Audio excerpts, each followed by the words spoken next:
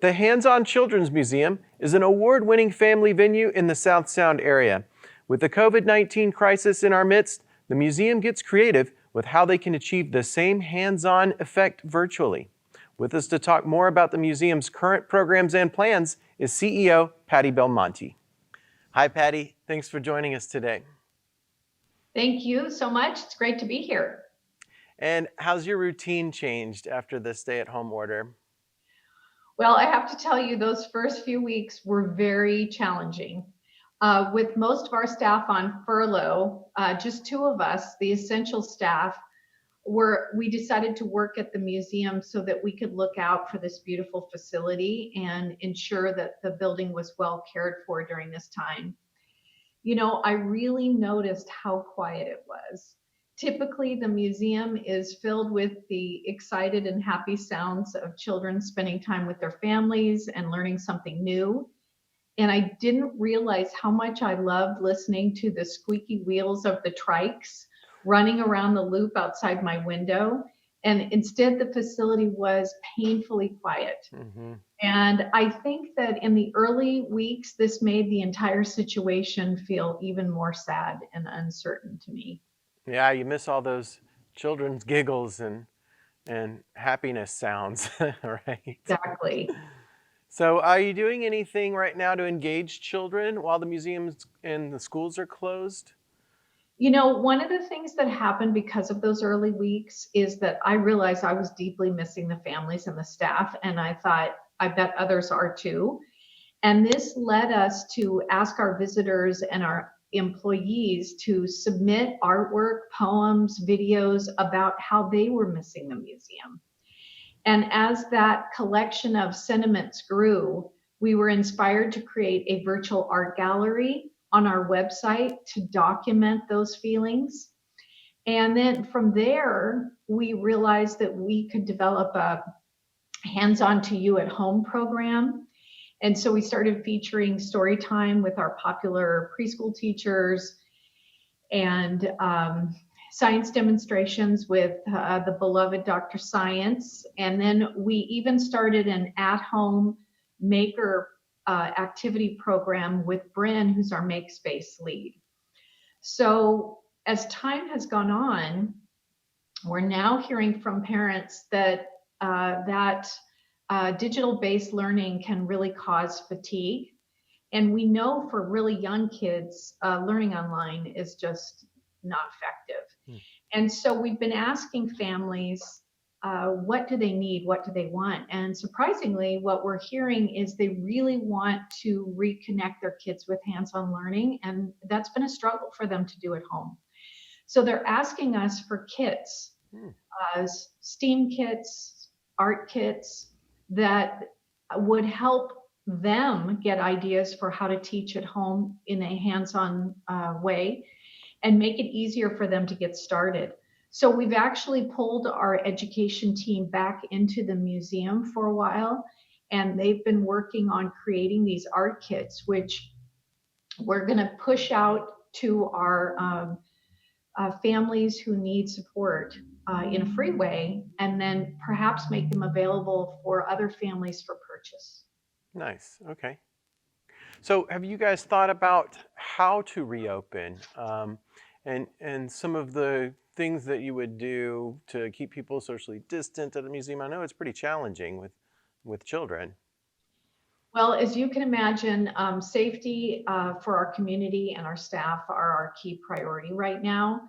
But we are looking into the possibility of low capacity reopening models. And for example, we've been considering, you know, could we do a small group or private play dates? And I've been participating along with other staff on various best practice forums with other museums, both children's museums, science museums, other types of museums all around the country every single week. And I have to say that I've been really inspired by some of our peers who are coming up with really interesting ways to consider reopening. You know, at our core, we are hands-on, high touch. We are COVID-19's worst nightmare. Hmm. And so it's been really challenging for us to think about ourselves in a different way. And we, at our core, we know that the digital learning is really a great option right now, but it's not who we are 100% of the time. So we have been pushed to think differently. And some of the new protocols that we know we will use is that we would start with time visits, say an hour and a half, and you would reserve your time online so that we can minimize touching once you get into the facility, touchless ticketing, that sort of thing. We would provide a safe entry station for families so that kids can wash hands and sanitize and wipe off their shoes and things like that prior to ever entering the museum. And then we're going to definitely expect family groups to practice social distancing.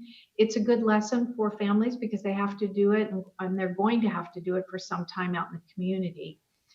And so the model that we're looking at right now is, for example, after every hour and a half visit, we would close the museum for a half hour, completely change out any props, and sanitize all touch surfaces before we open for the next hour and a half.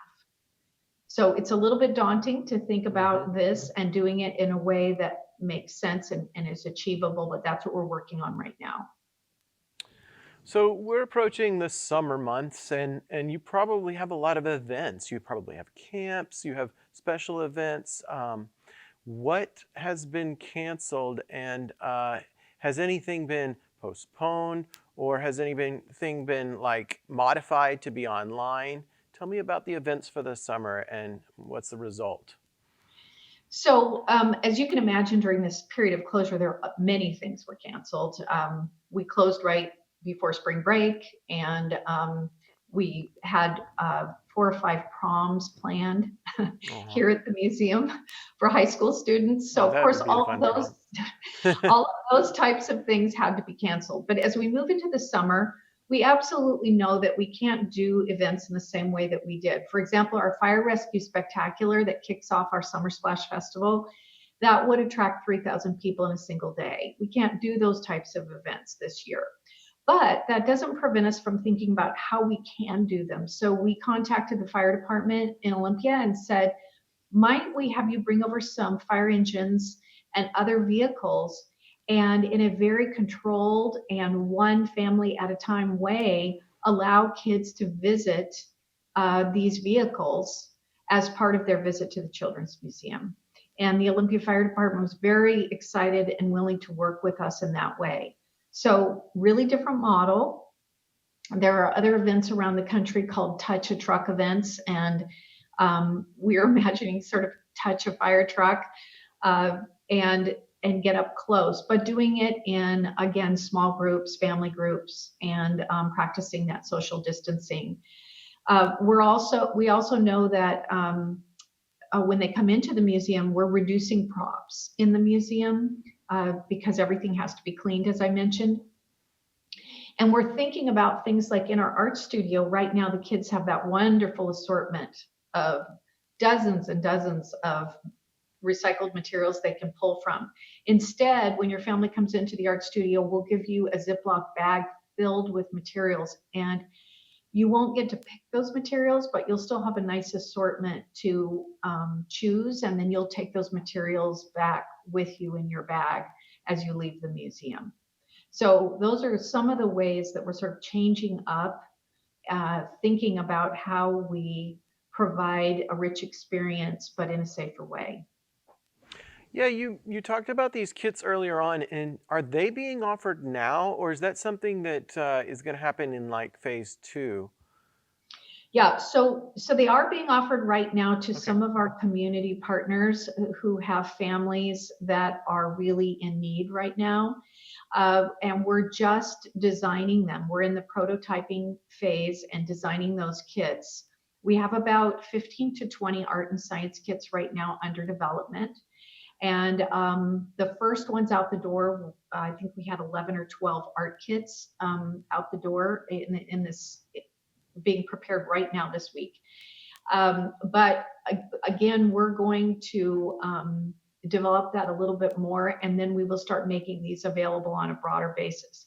I do see those kits as a little bit different than what we'll offer in our art studio. The at-home kits are really designed for parents who aren't sure where to start. They'll have instructions, they will have the materials, and kids can make a specific product, like puppets, for example. But when they come to the art studio, we will give them a larger assortment of materials in their own bag that'll be more creative and free-flowing, so there isn't necessarily an end product, much like they would visit the art studio now. It's just that it's safer to provide them those materials already in bags than have them out for everyone to touch. Yeah, exactly. Do you have any tips for how families could stay connected or children could stay connected with other children?